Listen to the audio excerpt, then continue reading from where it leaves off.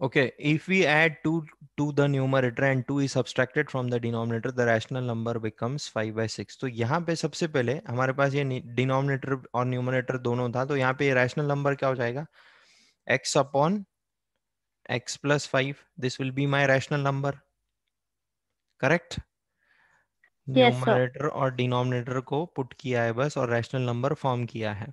तो वैसे ही यहाँ पे क्या बोला है, हमारा रैशनल नंबर क्या है, 5/6 है. बट कब है 5/6, जब हम लोग दो ऐड करेंगे न्यूमरेटर में और दो सब्सट्रैक्ट करेंगे डिनोमिनेटर से. सो अभी हमारा न्यूमरेटर क्या है, सबसे पहले x है, उसमें दो ऐड करने के बाद क्या हो जाएगा, x+2. और डिनोमिनेटर क्या है हमारा, x+5. तो इसमें से मुझे दो सब्सट्रैक्ट करना है, तब जाके वो रैशनल नंबर क्या बनता है, 5/6 बनता है. Is it clear to you? Yes, sir. Is it clear to you? So just solve this. X plus 2 divided by what it will become, x plus 3, which is equal to 5/6. Cross multiply karo, 6 in bracket x plus 2, which is equal to 5 in bracket x plus 3. 6 से अंदर multiply करो, ये हो जाएगा 6x plus 12, which is equal to 5x plus 15. कितना हो जाएगा, variable से एक साइड में शिफ्ट कर दो, 6x minus 5x, which is equal to 15 minus 12. So x will come equal to 3. So find the fraction बोला है हमको. रैशनल नंबर यानी ये फ्रैक्शन फॉर्म में ही होता है. रैशनल नंबर और फ्रैक्शन में डिफरेंस क्या, what is the difference between rational number and fraction? Yes, what is the difference between rational number and fraction?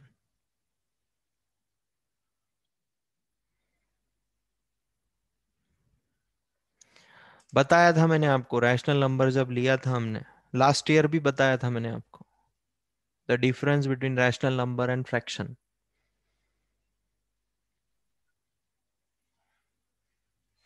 Yes, anyone?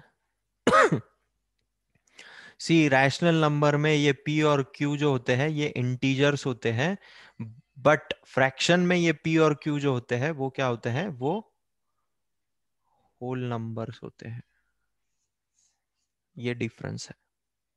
अब इंटीजर और होल नंबर में तो आपको डिफरेंस पता ही होगा, पता Yes. है या नहीं?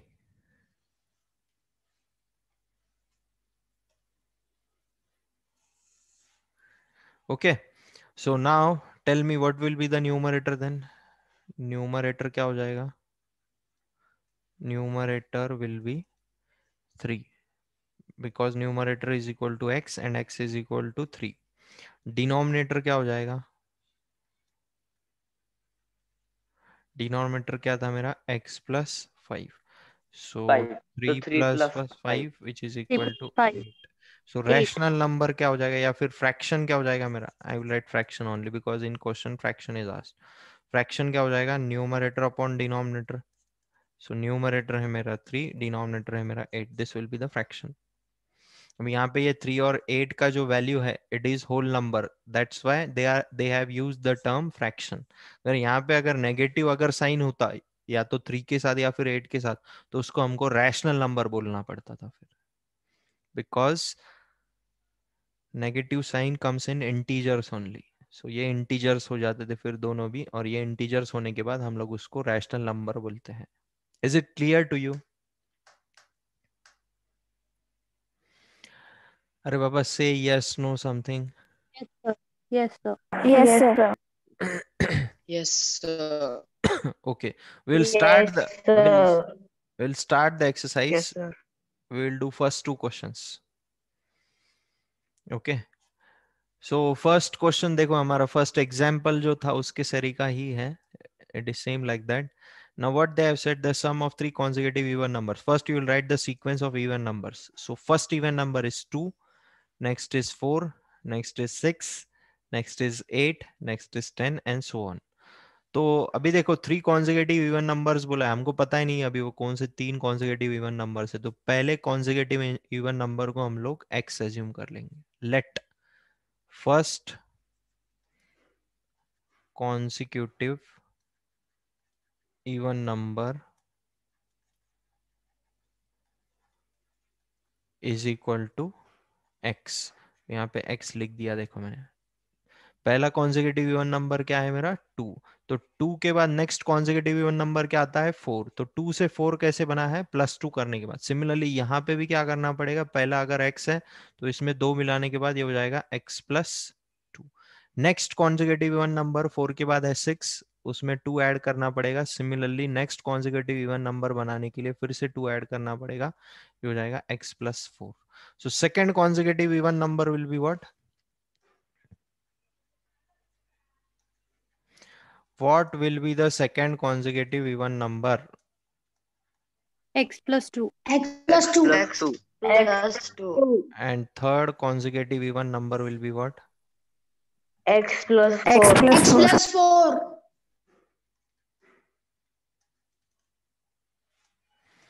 Will be x+4. Now what they have said? Sum. So do the sum. Sum of 3 consecutive. See, I want all the steps, huh? 3 consecutive, especially Somesh.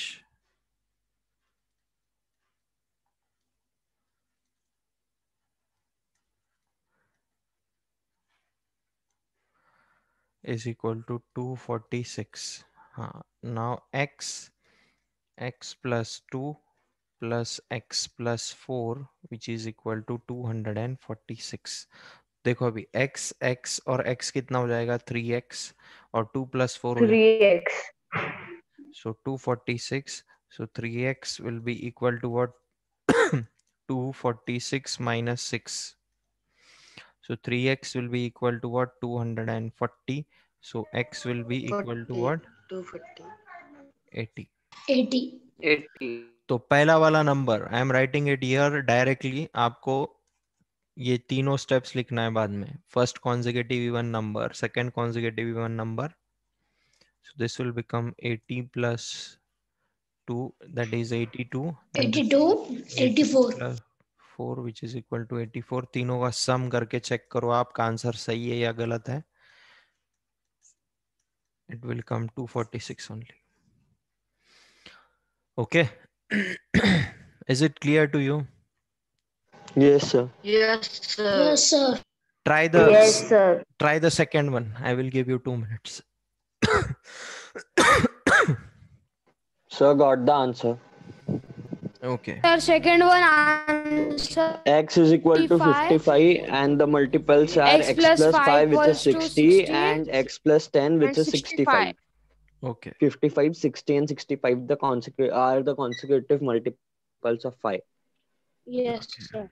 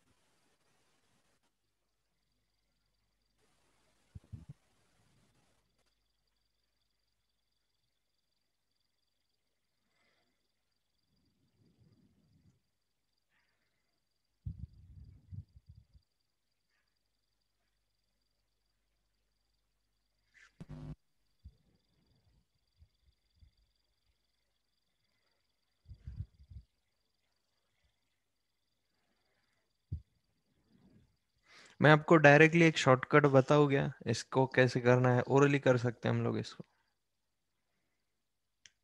Yes, sir. C first question जो है 246, आपको 3 consecutive even number चाहिए तो 3 से divide कर दो सीधा सीधा, कितना आएगा? 82 आएगा।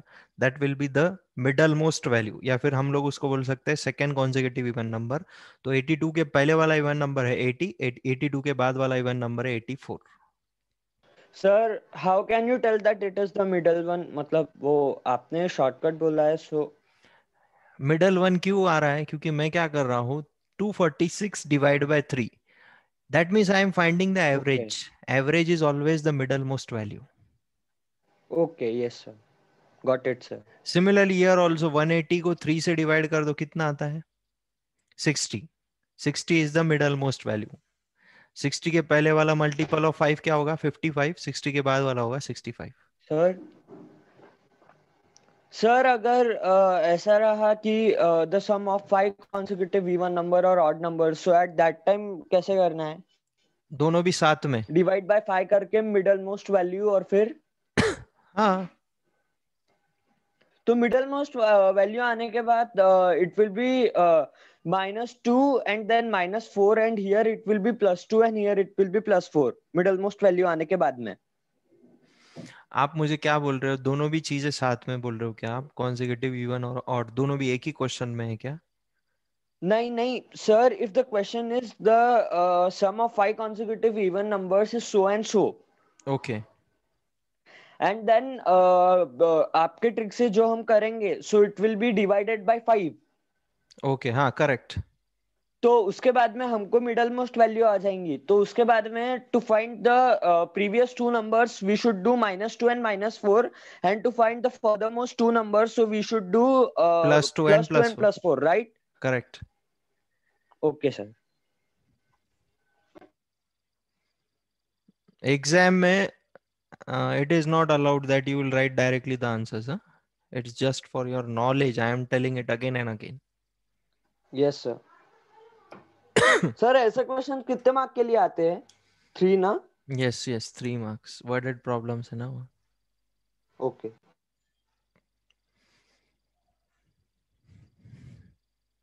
3 और 4 marks। अगर प्रॉब्लम थोड़ा लेंदी हो तो 4 marks के लिए भी आता है। लाइक द वंस प्लेस और टेंस प्लेस डिजिट वाला जो क्वेश्चन था अभी हमने किया, that can come for 4 marks also.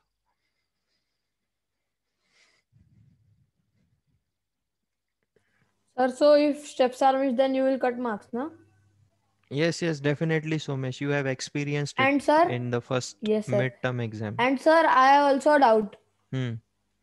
Sir, if we solve the sum by another method, but the answer came same. So, sir, which method? Sir, another method, logical method. No, logical method is not acceptable for your exams. बस See, method valid होनी logical चाहिए। methods जो है ना, आपके competitive exams जो होते हैं, आपके IMO, all that Yes, exams, sir. there you can use it, but not in this Yes, sir. exam. Our curriculum, it is not acceptable. We require the proper steps and proper answer only. So, sir, the textbook method we have to solve. Yes, definitely. No doubt in Okay, that. sir. Sir ये 40 marks exam के लिए क्या है syllabus हमारा? अभी देखते हैं अभी कितना सिलेबस कवर होगा, उसके बाद डिसाइड करेंगे। Sir, Okay, only sir. the second term after chapters will be there, or below, before the second term chapters also? No, only the chapters which we have taken it now after the first term. Means, sir, 3 to 4 chapters only. Yes, because it is 40 marks exam only, na? Yeah, sir. Okay, then let me see third one. Can you try the third one? Yes, sir, we can do third and fourth both. Okay, third and fourth is homework to you.